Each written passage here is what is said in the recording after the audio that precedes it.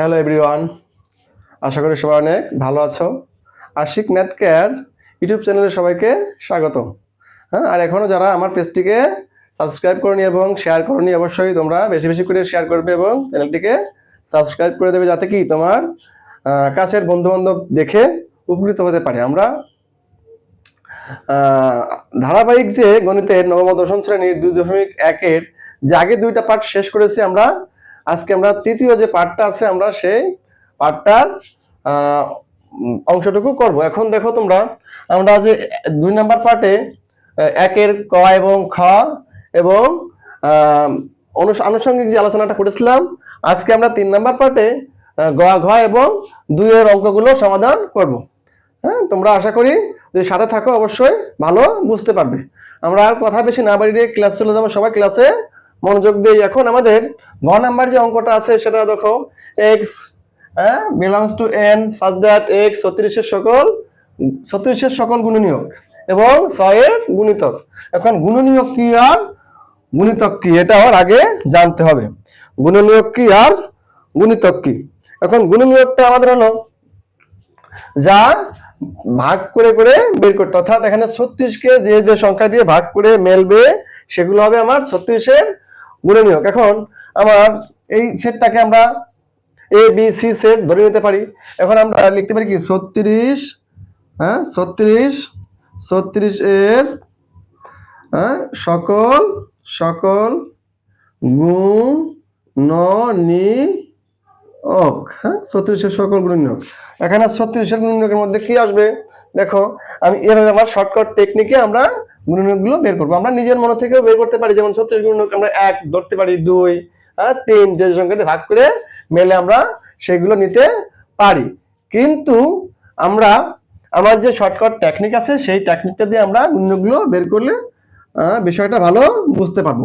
এখন আমাদের প্রথমে আমরা দেখবো 36-এ কত দিয়ে ভাগ করে মেলে 1 দিয়ে যাবে, তাহলে 36 গুণ আমি 1, অর্থাৎ 36 এটা আসবে। এরপরে আসবে কত, 2 দিয়ে যাবে, তাহলে কত, 2 দিয়ে 18 দুগুণ 36, আমরা ক্যালকুলেটর দিয়ে ভাগ করে নিয়ে বের করে নিতে পারবো।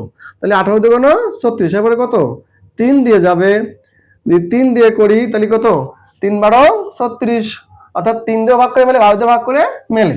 এবার 4 দিয়ে, 4 নং 36, 4 নং কত 36। এইবার আমরা যদি 5 নেই, দেখা যাচ্ছে 5 তো আমার কত জোড় সংখ্যা, 5 দিয়ে ভাগ করে মিলবে না, তাহলে এখানে আমরা 6 নিব। 6 ছক কত হয়, 6 ছক 36, অর্থাৎ 6 ছক 36, 6 দিয়ে ভাগ করে মেলে। এখন আমার এখানে গুণনীয়ক হবে কোনগুলো, আমরা আর যাবে না, আমরা 7 নেই 8 নেই, দেখো এর থেকে বেশি হয়ে যাবে, 36 থেকে বেশি হয়ে যাবে, ভাগ করে মিলবে না। তাহলে এখানে আমার এই 1 থেকে শুরু করে এখান দিয়ে আমার সবগুলো কি হবে, 36-এর গুণনীয়ক। এই টেকনিকে আমরা যে কোনো সংখ্যার গুণনীয়ক বের করতে পারবো। এইবার দেখো তোমরা, তাহলে 36-এর গুণনীয়ক কি হবে, 36-এর গুণনীয়ক আমি এখানে লিখছিলাম, এখানে আমরা সমান সমান দিয়ে আমরা এটাকে কি আমরা এ সেট ধরতে পারি, বি সেট ধরতে পারি, নাও ধরতে পারি। এখন দেখো, তাহলে এখানে আমি এ সেট ধরে নিলাম, এ সমান সমান, এখন গুণনীয়ক কোনগুলো আছে দেখো, গুণনীয়ক আছে এখানে 1 থেকে শুরু করে 1 2 3 4 6 আমার দুইটা আছে, আমরা একটা নিব, 9 12 18 এবং 36, এই সবগুলাই 36-এর গুণনীয়ক। আশা করি তোমরা এই নিয়মে অঙ্কগুলো ভালো মতো সমাধান করতে পারবে এবং ভালো বুঝাতেও পারবে। আমরা চলে যাব আমাদের ঘ নাম্বার অঙ্কে। এখন ঘ নাম্বার অঙ্কে দেখো, এখানে কি আছে আমার, ধরছে x belongs N such that x এর কিউব করলে কত 25 থেকে বড় হবে এবং এক্স এর পাওয়ার যদি আমরা 4 দেই তাহলে কি হবে, 264 থেকে ছোট হইতে হবে। যে মানগুলো আমার এই দুইটা শর্তই পূরণ করবে সে মানগুলো কি হবে, যে মানগুলো এই দুইটা শর্ত পূরণ করবে সেগুলো হবে এই সেটের উপাদান। এখন আমরা দেখি এখানে আমরা কি ধরবো, তাহলে আমরা কি লিখে নেবো আগে, যে এখানে আমরা এখানে দেখো ঘ নাম্বার অঙ্কটা আমি এখানে উঠাই নেই, বলছে কি এক্স দেওয়া আছে, আমি সরাসরি কি দেওয়া আছে কি দেওয়া আছে যে আমার এক্স বিলংস এন, এক্স এর কিউব করলে কত 25 থেকে বড় হইতে হবে এবং কি এর যদি এরপর যদি 4 দেই, এক্স এর পর 4 দেই কত 264 থেকে ছোট হইতে হবে। এই মানগুলো আমরা নিতে পারবো। এখন তাহলে আমরা এখানে লিখে নিই যে এক্স এর কিউব করলে অর্থাৎ ঘন করলে এক্স এর ঘন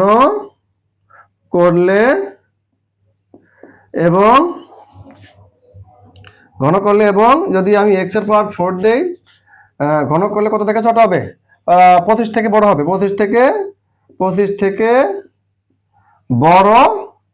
এবং কত যদি এর পাওয়ার 4 দেই 256 থেকে কি হবে? 256 থেকে ছোট হইতে হবে, 264 থেকে ছোট হইতে হবে। তাহলে সেমানগুলো আমরা নিতে পারবো। এখন আমরা এটা না লিখলেও হয়, আমরা কি যদি এটা না লিখলেও তাও হবে, আমরা সরাসরি আমরা এরকম করে দেবো শর্টকাট। এখানে আমরা সরাসরি এক্স এর মান আমরা এই এন এর উপাদান নাও কোনগুলো, এন সমান সমান আমি এখানে 1 2 3 4 5 এগুলা ধরে নেব। ধরে নিয়ে আমরা x সমান সমান কি দেবো? যদি x সমান সমান 1 দেই কি দেবো? যদি x সমান সমান 1 দেই তাহলে x এর উপর কিউব কি হবে? x সমান সমান 1, তাহলে সমান সমান x এর উপর কিউব, তাহলে করলে কত হবে? 1ই হবে, যা কি 25 থেকে বড় হবে না, তাহলে এই মানটা আমার গ্রহণযোগ্য হবে না। এবং আমি কি করব এখন? যদি x এর পাওয়ার 4 দেই তাহলে এখানে তাহলে কত আসবে? 1 এর পাওয়ার 4 করলে 1ই হবে, যা 240 থেকে ছোট, 240 থেকে ছোট, তাহলে এই মানটা আমার গ্রহণযোগ্য হবে। এবার x সমান সমান যদি 2 ধরি তাহলে কি x এর কিউব মানে কি 2 এর উপর কিউব 8, যা 25 থেকে ছোট, তাহলে এটা কি গ্রহণযোগ্য হবে না। এবং আমি যদি এখন এই মানটার x এর উপর 4 দেই তাহলে কত আসবে? আমার 2 এর উপর যদি আমি 4 দেই কত? 4 4 কত আসবে? 16 আসবে। কত আসবে? 16, যে মানটা আমার শর্ত পূরণ করবে, অর্থাৎ 264 থেকে কি হবে? ছোট হবে, এই মানটা শর্ত পূরণ করবে।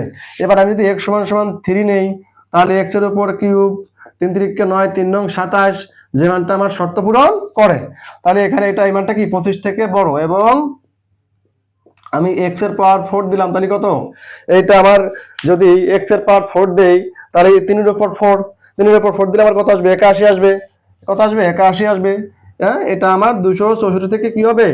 ছোট, তাহলে এই মানটাও নেওয়া যাবে। এখন তোমরা ক্যালকুলেটর দিয়ে এই মানগুলো বের করে নেবে, এর পাওয়ার 4 দিয়ে মান বের করে নিবে, তাহলে তোমরা সহজেই বুঝতে পারবে। এবার যদি আমরা x সমান সমান কি নেই?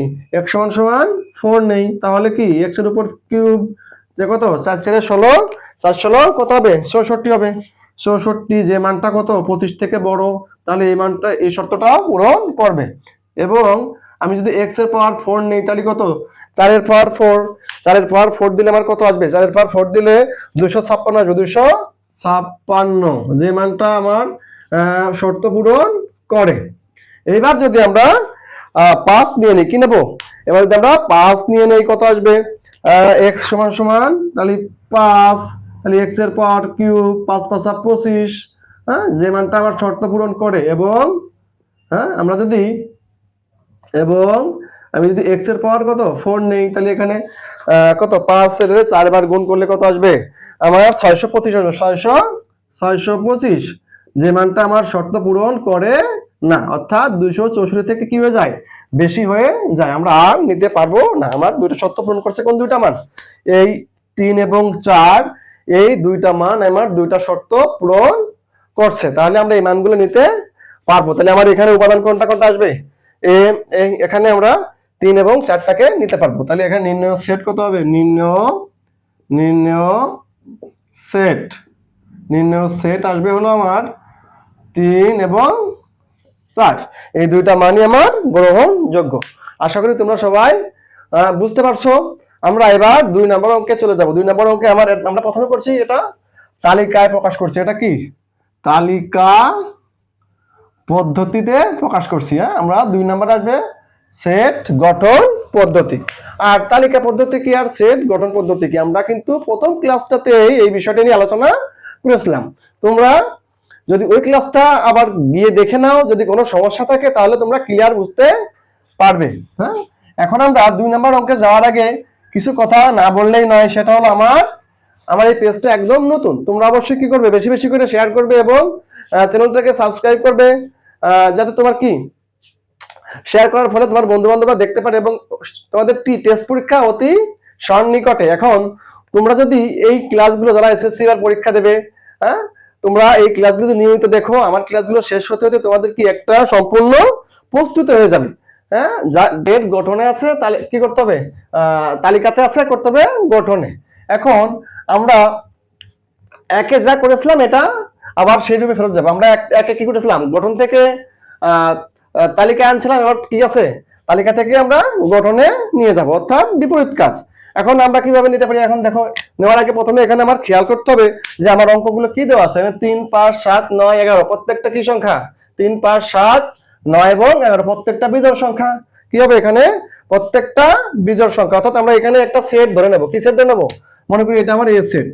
হ্যাঁ, এটা হলো এ সেট। এর উপাদান তাহলে কি হবে, 3, 5, 7 এবং 9 এবং 11 এগুলো কি, এগুলো হলো এ সেটের উপাদান। তাহলে আমরা এ সেটের প্রত্যেকটা উপাদান কি বিজোড় সংখ্যা, এ সেটের প্রত্যেকটা উপাদান কি বিজোড় সংখ্যা। এখানে প্রত্যেকটা আমরা কি লিখবো, এখানে প্রত্যেকটি উপাদান বিজোড় সংখ্যা এবং কি যা 1 থেকে বড় এবং 13 থেকে ছোট, 1 থেকে বড় এবং কত 13 থেকে ছোট। তাহলে আমরা এই সেটটা কিভাবে গঠনে প্রকাশ করতে পারি, আমরা এখানে সেটটাকে কিভাবে গঠনে প্রকাশ করতে পারি তোমরা দেখো এখানে। তাহলে আমরা কি লিখবো, এখানে a সমান সমান x belongs n is to x কি হবে, ইনটু x বিজোড় সংখ্যা, কি বিজোড় সংখ্যা। তাহলে বিজোড় সংখ্যা কি 1 থেকে বড়, x এর মান কি হবে, x এর মান 1 থেকে বড় এবং 13 থেকে ছোট। আমরা এরকম ভাবে এই সেটটাকে গঠন করতে পারি। এখন আমরা এটা থেকে চাইলে আমরা কি এরকম, এটা থেকে চাইলে আমরা আবার তালিকায় যেতে পারবো। আমরা একে তো এরকম সেট থেকে আমরা কি করেছিলাম, গঠনে তালিকাতে আসছিলাম। এখন এই গঠন আমরা আবার এখানে তালিকা থেকে কিসে আসছি, গঠনে আসছি। হ্যাঁ, আশা করি সবাই অঙ্কটা বুঝতে পারছো। আমরা এবার খ নাম্বারে চলে যাব। খ নাম্বার অঙ্কটা হলো আমার, দেখো এখানে খ নাম্বার যে অঙ্কটা দেওয়া আছে 1, 3, 4, 6, 9, 12, 18 এবং 36। হ্যাঁ, তাহলে এখানে আমার এইটাকে আমরা দেওয়া আছে, এটা দেওয়া আছে যে মানটা দেওয়া আছে, কত দেওয়া আছে, 1, 3, 4, 6, 9, 12, 18 এবং 36। এই প্রত্যেকটা হলো দেখো 36, সর্বোচ্চ কি আছে 36 এবং প্রত্যেকটা কি প্রত্যেকটা মানই 36 কে ভাগ করে মেলে। তাহলে আমরা কি লিখতে পারি এখানে, যে 36 এর সকল কি গুণনীয়ক, কি লিখতে পারি 36 এর সকল গুণনীয়ক, যাকে আমরা কি এখানে এ সেট ধরবো। তাহলে আমরা এ সেটের উপাদান কি, এগুলো আমার এ সেটের উপাদান 1, 2, 3, 4, 6, 9, 12, 18 এবং 36 প্রত্যেকটা আমার এ সেটের উপাদান। আমরা তাহলে এখানে কি লিখতে পারি, 36 এর সকল কি গুণনীয়ক। তাহলে এখানে a সমান সমান a second bracket x belongs n, হ্যাঁ, is to x কত 36 এর সকল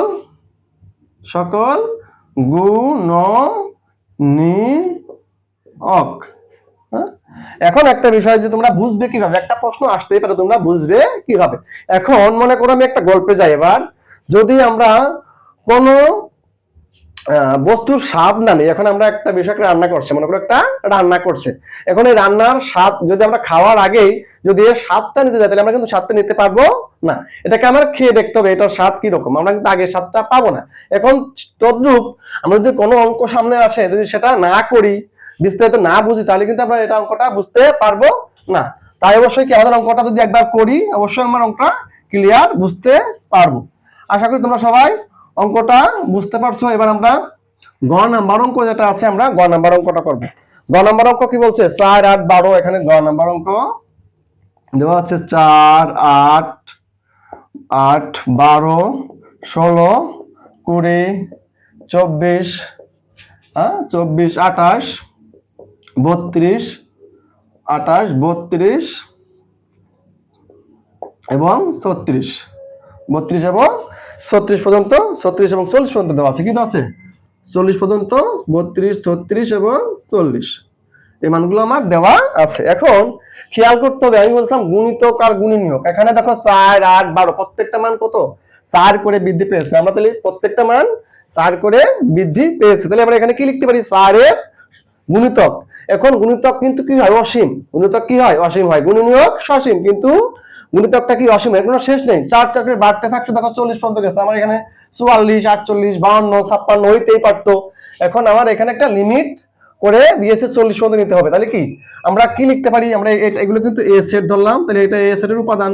4, 8, 12, 16, 20, 24, 28, 32, 36 এবং 40 হলো এ সেটের কি উপাদান? 40 হলো এ সেটের উপাদান। এখন আমরা কি লিখতে পারি?